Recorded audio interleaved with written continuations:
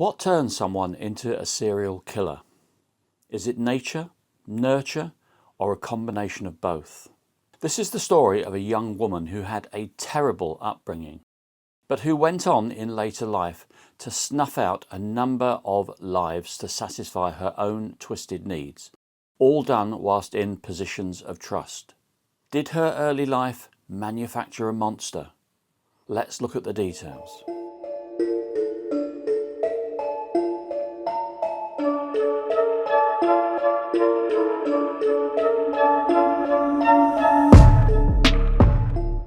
ChristineFalling was born on March the 12th, 1963. She was born in a place called Perry in Florida in the United States. Her mother, Anne, was only 16 years old at the time, and Christine's father was called Thomas, and he was 65. Yes, you heard it correctly, he was 65 years old, so he was having a child with a minor of only 16 years of age. Falling was actually a name given to Christine later on in life. Her birth name was actually Slaughter. Her father Thomas was very inattentive to the family and he had quite a violent nature. Anne, the mother, used to go missing for months at a time, and it seemed that when she returned she was always pregnant. Prior to Christine's birth, Anne had had another child, Christine's elder sister, called Carol. She would go on to have two more children, both boys, called Michael and Earl. So I think you're getting the picture. From a very early stage, the family was pretty dysfunctional. Like a lot of the families in Perry at the time, the Slaughters were very poor.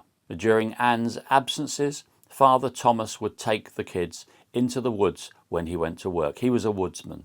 But eventually Thomas would be injured in a work-related accident, and this meant that Anne had to rejoin the family. There was no one else to look after the children. But in spite of Anne's return, the children were quite often shuffled around and farmed out to other family members for them to look after. Eventually, Anne would completely abandon them and left them sitting on a bench at the Perry shopping centre. This was according to the child, Carol. So as you can see, from a very early stage, Christine did not receive the sort of support you would normally expect a child to have. Add to this the fact that she was a little mentally challenged and also epileptic, and it doesn't paint a very good picture of her upbringing. This is where Christine changed her name, because she went to live with the Fallings. Her foster mother, Dolly Falling, had always wanted to be a mother, but she was unable to. And her husband, a man called Jesse, was related to the Slaughter children. And so they decided to adopt Carol and Christine. As Christine grew older, it was unfortunate for her in that she was not very physically attractive, and she was also obese, and some people said she had a very vacant look about her. She also started to develop some unfortunate and unpleasant personality traits very early on in her life. She exhibited marked antisocial behaviour, and she definitely had a temper on her. She also developed a fascination with torturing small animals, particularly cats. She became obsessed with testing whether they actually had 9 lives. Indeed, to test this, she would drop them off of roofs, and she would then strangle them to death. When she dropped them off of the roof, she of course learned that cats didn't have 9 lives, but this didn't stop her with her experiments. During their time with the Fallings, both Carol and Christine became very, very rebellious. There were reports that both Carol and Christine were also subjected to abuse from Jesse, their stepfather, but this is something that the Fallings vehemently denied. But it would appear that their new adoptive family was also so dysfunctional that eventually the local pastor had to get involved, and it was decided that the girls would be sent away. And so they were sent away to the Great Oaks Village in Orlando, Florida. Now, this was a place that specialised in fostering kids who'd had an abused or dysfunctional upbringing. In her later life, Christine actually said that she enjoyed her time there, but social workers who'd been in contact with her said that she was a compulsive liar, a thief, and she would generally get into any trouble she could possibly get into. They thought just to attract attention. They were at this refuge for around about a year, but eventually they were returned to the Fallings despite the allegations of possible abuse. Social work records actually showed that Jesse had been arrested twice for the abuse of Carol, Christine's sister. But it doesn't appear that he was ever actually convicted, and on the second occasion when he was arrested, the charges were dropped. When they returned, there was apparently no sexual abuse, but it's alleged that physical abuse did continue, and this culminated in Jesse giving Christine a severe beating. It's also reported that he made her go to school wearing shorts so that people could see the marks of where he had chastised her. It's said that he called them justice marks. Eventually they ran away, and Christine for a time went back to live with her birth mother Anne. In September 1977, Christine was allegedly forced to marry a man who was reported to be her stepbrother. She was 14 and he was 20 years old. This marriage was marked by a series of daily quarrels and arguments, and it ended after only 6 weeks. After the failure of her marriage, Christine became what we can only describe as a hypochondriac. She went to the hospital multiple times complaining of all sorts of illnesses and injuries. During the next 2 years, she was hospitalized or seen by doctors approximately 50 times. This was for a variety of things. Sometimes she said she had severe menstrual bleeding. On one occasion, she even said she'd been bitten by a snake. But on none of these occasions could any of the doctors find a treatable illness or injury. Now, this would later lead people to speculate that she was suffering from something called Munchausen syndrome.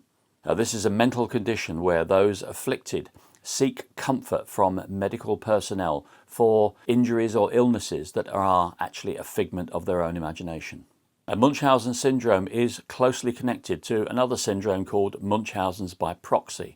And this is where a person who has that syndrome would injure another person, usually a child, to gain attention for themselves through the aftermath.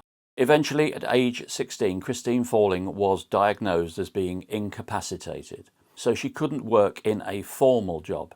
So to make money, she started babysitting on an ad hoc basis for friends and family. And so we come to February the 25th, 1980.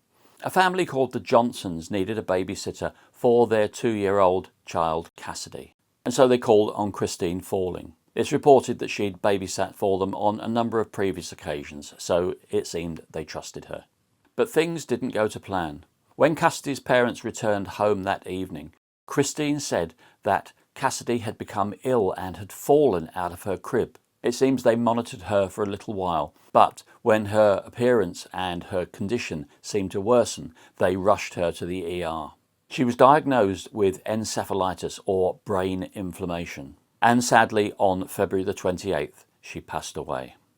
After the autopsy, one doctor listed the cause of Cassidy's death as natural causes, but another doctor looked at the results and was suspicious and disagreed. This doctor disagreed sufficiently to pass a message on to the police saying that he believed Christine had injured the toddler in some way.